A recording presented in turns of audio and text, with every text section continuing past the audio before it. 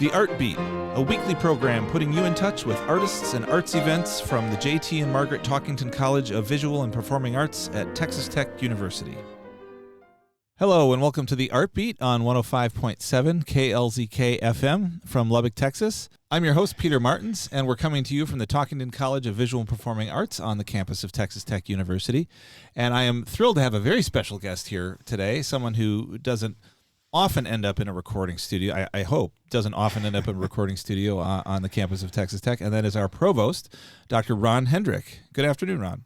Thank you. Thanks for having me. It's a pleasure to be here. Well, thanks for being here with us. And we typically talk about arts events and have faculty and other arts practitioners and such on the show. But we're really happy to get your perspective. You have probably more of a 20 or maybe 100,000 foot view of things around here. So I'm happy to get your ideas of the arts on campus, off campus, and the community as you've gotten to know it. Yeah.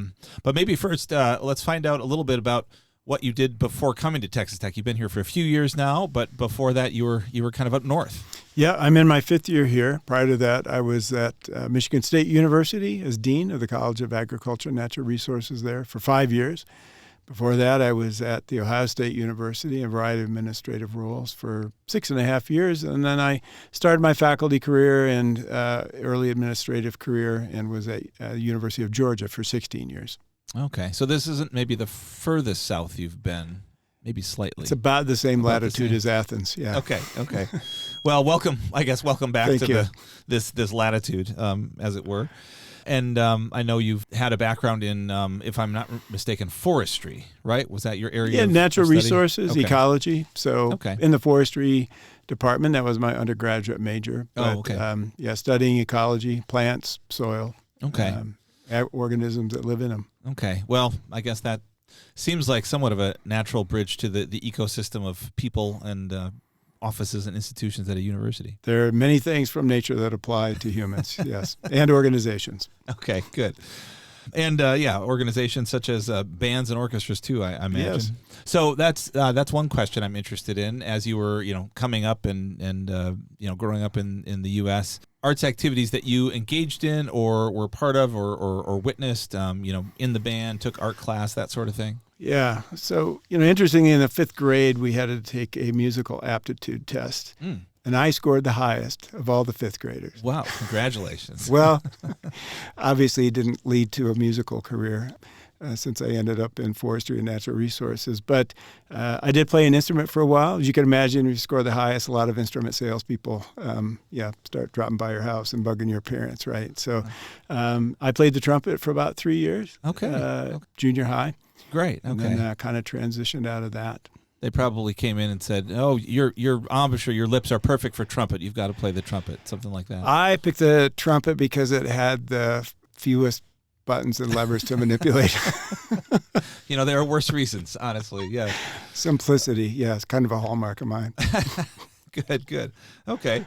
Well, great. All right. So you've been sitting in the back row of an ensemble at some point in time, probably goofing around with your fellow trumpet players and getting dirty looks from the conductor, so you can identify with a lot of our students. I can. Okay, great.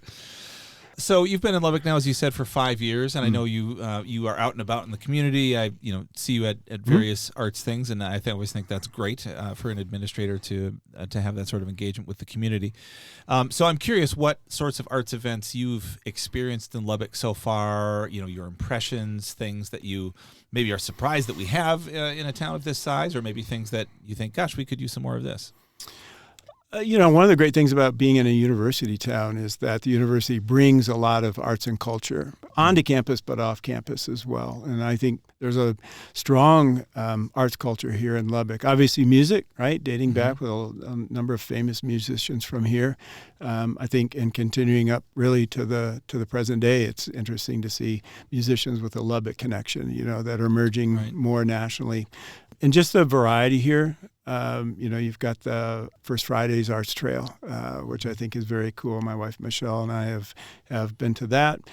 We've seen a lot of performances at the Buddy Holly Center for Performing Arts. And so great facility. And we go see a lot of things, concerts, rock, classic, comics, other sorts of things. So just a variety of performing arts there. And then all the other smaller venues around the area. Art shows, my wife in particular, like Michelle, likes those. So we visit those as well. So there's always something either in Lubbock or on campus or close by. And then being able to take part in performances here on campus, whether it's in the newly renovated Hemley Hall or in the Majan Theater, those sort of things, just to see the talents of our faculty and our students and the staff who support them.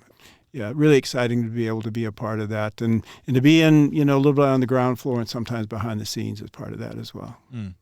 Well, you point out seeing things both on and off campus, and I think I'm recalling a conversation with you at some off-campus event where we were remarking, on stage it's a community organization, but if it weren't for Texas Tech, there would be a lot of people that wouldn't be on that stage. Yep.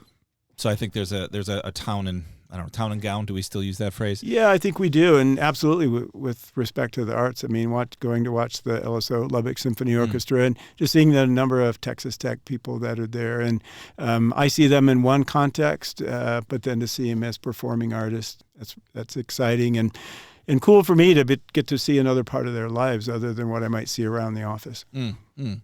Yes, they're easier to manage when they're at that distance on stage. Right? Somebody else is conducting That's that. right. Yeah. That's right.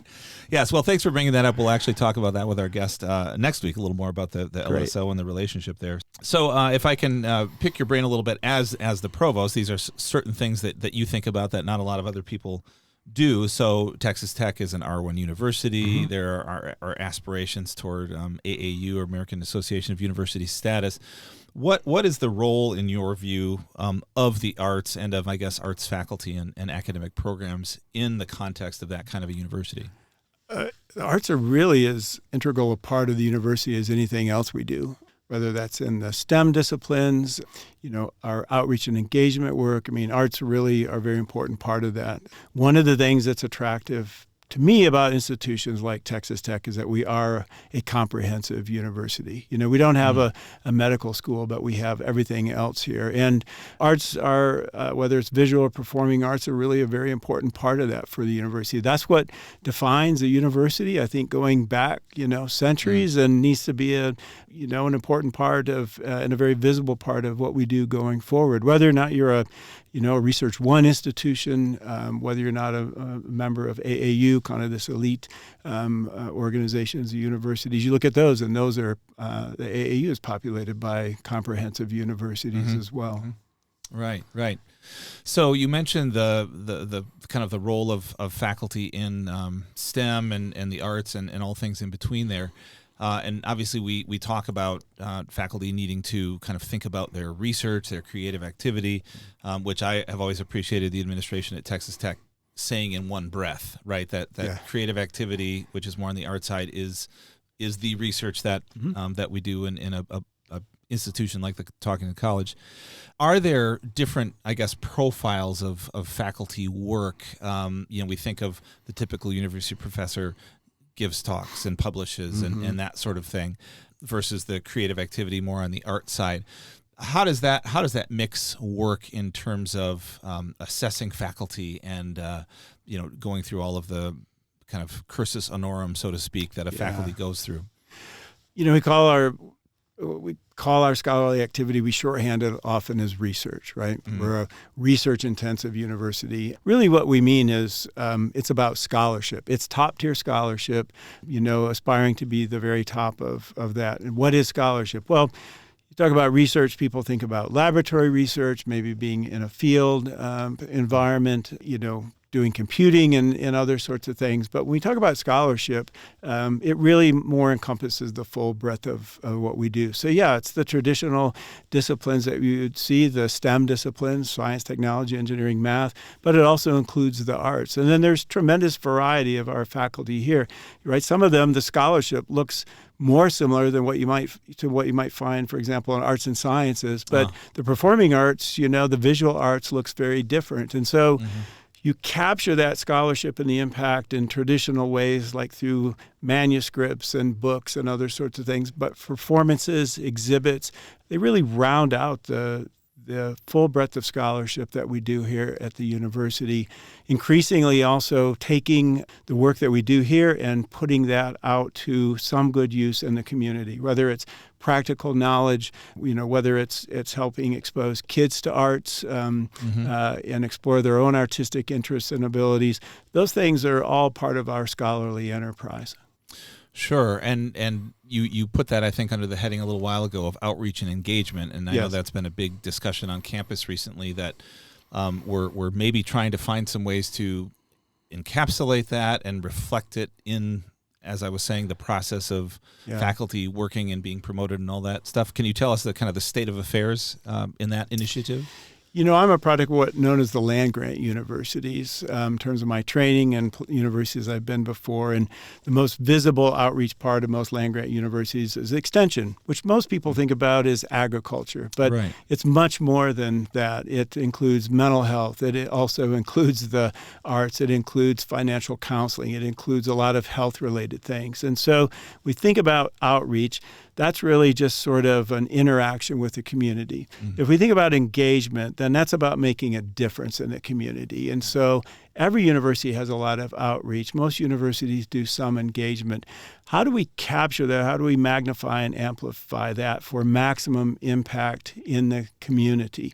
So, we do outreach and we interact, for example, with LSO, but being part of those organizations, connecting them back to the university, I call it scholarship or discovery with a purpose, which is, we do very basic things, knowledge for its own sake, but really you make your impact in taking things out into the community. And there's things that we do intentionally and that most people won't see unless they're a partner of ours. And then there's the very visible parts of engagement as well and outreach. And so if you think about those at a university, how do we connect, broadly? Well, one of those is athletics, right? And so people see us on television or they come to campus. The others would fall what I would call broadly arts and culture. So those would be performance, in the visual arts, but also include museums.